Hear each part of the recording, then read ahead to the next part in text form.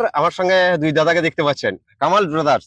সিউড়ির ছোট্ট ছোট্ট খবর দেখবেন, কোথাও ব্লগ টাইপের খবর। হ্যাঁ, অনেক রকম তথ্য যেগুলো অনেকে চায় গোপন থাকা ভালো, কিন্তু সিউড়িবাসী বা বীরভূমবাসীর কাছে চলে এলে সেটা অনেক রকম প্রবলেম হয়। একে বাধা কেমন আছে তোমার কাছে?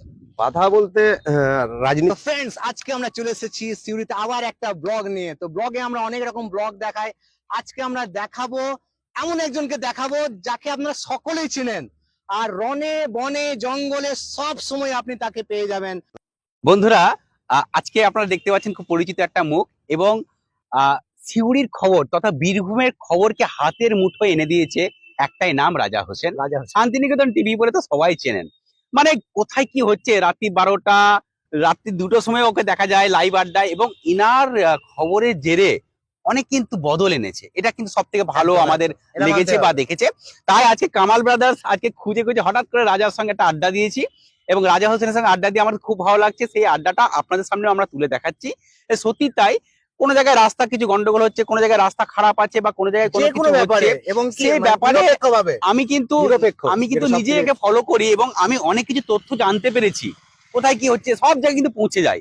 একটা মানুষ একা, শীতকাল বলুন, গ্রীষ্মকাল বলুন, বর্ষাকাল বলুন, রাত্রি 12টায় বলুন, কোন রকম ভ্রুক্ষেপ না করে শুধুমাত্র আপনাদেরকে সঠিক তথ্য দেওয়ার জন্য এবং নানা রকম তথ্য আপনাদের কাছে তুলে ধরার জন্য কিন্তু এই একদম সবসময় অ্যাগ্রেসিভ থাকে।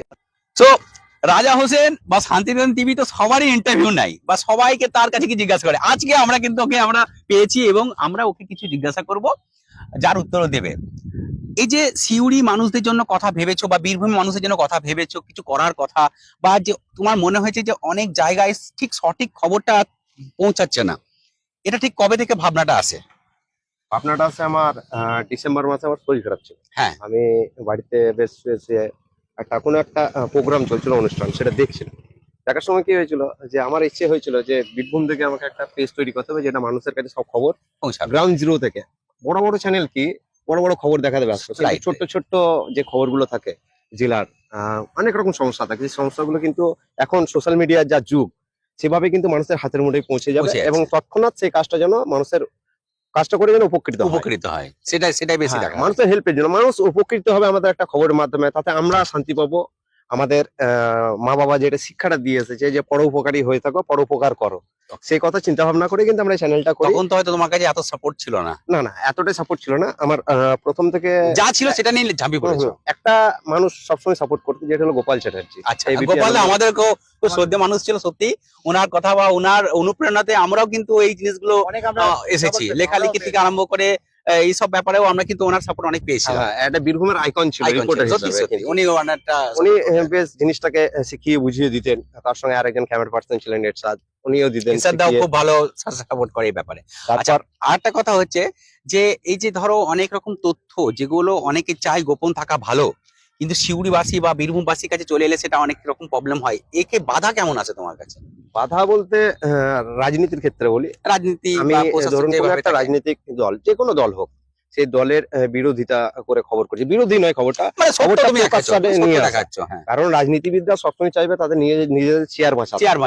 চেয়ার যে বাঁচাতে মরিয়া চেষ্টা করে, সে ক্ষেত্রে অনেক ক্ষেত্রে হয় যে ঠান্ডা মাথায় একটা হুমকি দেওয়া, যে ভাই একটু দেখো খবরটা, না করলেই ভালো। কিন্তু সেখানে আমাকে খবরটা করতে হবে, মানুষকে জানাতে হবে, কারণ মানুষের যাতে অসুবিধা না হয়। প্রশাসনিক লেভেল দিচ্ছে, প্রশাসনিক বাধা কেমন আছে? বাধা প্রচন্ড চাপ আছে।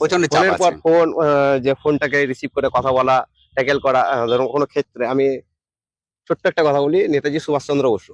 হ্যাঁ, এটা খুব ভালো আমি পয়েন্ট বলেই আপনারা দেখে থাকবেন। সিউড়িবাসী তথা বীরভূমবাসীকে একটা কথাই বলবো, যে নেতাজি আমাদের যে সিউড়ির যে বাস স্ট্যান্ড আছে, সেই টার্মিনাল, সেখানে গেটে নিয়ে একটা বহুদিনের সমস্যা হচ্ছে, এবং এনার খবরের জেরে কিন্তু সেটার এখন সাকসেসফুল হয়েছে। এবার নেতাজি আমাদের সুভাষচন্দ্র বোসের ছবিটা কিন্তু এখনো দেখা যাচ্ছে। আগে ওখানে অ্যাড চলে এসেছিল, একটা বিজ্ঞাপন চলে এসেছিল।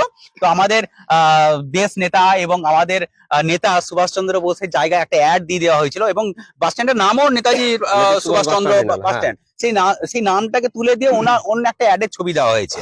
তো সেটা কিন্তু এনার বদলে ছবি দিয়ে কিন্তু একদম পুরো বদল নিচ্ছে। এটা একটা খুব গ্রেট জব, এবং নানা রকম, শুধু একটা উদাহরণ দিলাম, কিন্তু নানা রকম কিন্তু এখানে কিন্তু চলে আসে। সত্যি ভাই, অসংখ্য ধন্যবাদ তোমাকে, এত সুন্দর তুমি করছো। সো আপনাদের সবাইকে বলছি, আপনারা শান্তিনিকেতন টিভির পাশে যেমন আছেন, অলওয়েজ থাকবেন, এবং রাজা হোসেন তো আছে, অক্লান্ত একদম। পরিশ্রম করে যাচ্ছে আপনাদের কাছে। তো নমস্কার, আমার সঙ্গে দুই দাদাকে দেখতে পাচ্ছেন, কামাল ব্রাদার্স। সিউড়ির ছোট্ট ছোট্ট খবর দেখবেন কোথাও ব্লগ টাইপের খবর, blog, হ্যাঁ। ব্লগ। অবশ্যই সিউড়ির যে এই একটা চ্যানেল, সেই চ্যানেলটাকে আপনারা অবশ্যই ফলো করবেন আর লাইক কমেন্ট করে আশীর্বাদ করে দেবেন, ভালোবাসা দেবেন। একদম। কারণ আমরা ছোট ছোট যে জিনিসগুলো থাকে সেগুলো কিন্তু এই যে ইউটিউবার বলুন, সোশ্যাল মিডিয়া যেভাবে প্ল্যাটফর্ম পেয়ে আমরা মানুষের কাছে পৌঁছে দেওয়ার চেষ্টা করি, সেই সব বিষয়গুলোকে লক্ষ্য করে কিন্তু আপনারা আশীর্বাদ করবেন এই দুই দাদাকে আমার। তো সঙ্গে আমার শান্তিনিকেতন টিভি এবং কামাল ব্রাদার্স রাইট, রয়েছি আমরা সিউড়ি থেকে। একেবারেই যে কোনো সবাই সমস্যা, সহযোগিতা যে কোনো করবেন। মুহূর্তে আমাদের ফোন করবেন, যোগাযোগ করবেন, আমরা তৎক্ষণাৎ মানে আমাদের স্পট থেকে যেতে যতটা সময় লাগবে সময় লাগবে সেই সময় অনুযায়ী আমরা কিন্তু খবর আপনাদের কাছে খবর পৌঁছে দেবো। পৌঁছে দেবো।